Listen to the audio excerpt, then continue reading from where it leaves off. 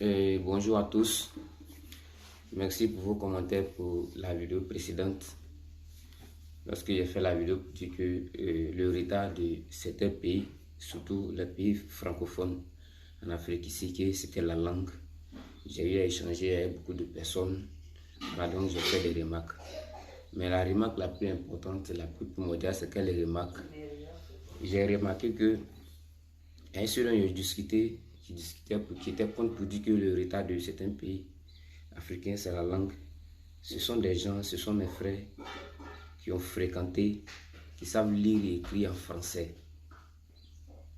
mais qui n'arrivent pas à faire la différence entre la langue et puis la connaissance. La langue est à part et puis la connaissance à part. Mais il faudrait que la connaissance que tu cherches, que tu as acquis, il faudrait que ça soit dans une langue dont tu as la maîtrise totale. Nous étudions de CP1 jusqu'à l'université, mais on ne se pose pas la question, qu'est-ce que nous sommes en train d'étudier? La connaissance ou bien la langue? Parce que la connaissance s'explique en plusieurs langues. La connaissance s'explique en français, la connaissance s'explique en bambara, la connaissance s'explique en chinois, la connaissance s'explique en anglais. Donc si vous voulez comparer la langue et puis la connaissance, on se trompe franchement.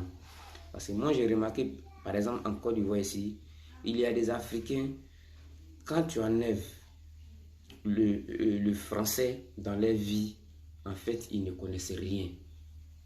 Ils ne connaissent rien, seulement qu'ils savent lire et écrire en français.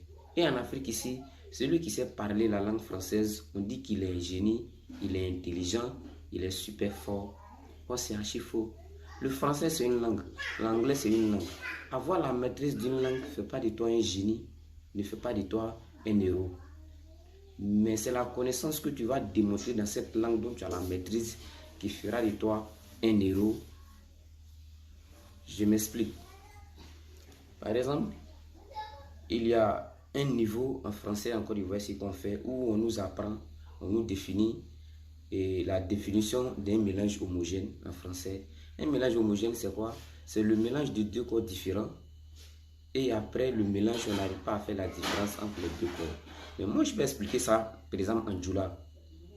Parce que je maîtrise la langue française et puis je maîtrise le djoula. Un mélange homogène, c'est quoi? J'explique en djoula. Un mélange homogène, fin de lever fait flanière mignon, mais à faire flanière mignon qu'on fait, il t'a chilo kaboshila. Par exemple, Sukaro anité. Ça va, c'est simple. Ça va être un génie. Même si tu me mets en maths, je vais te définir ça pour te donner.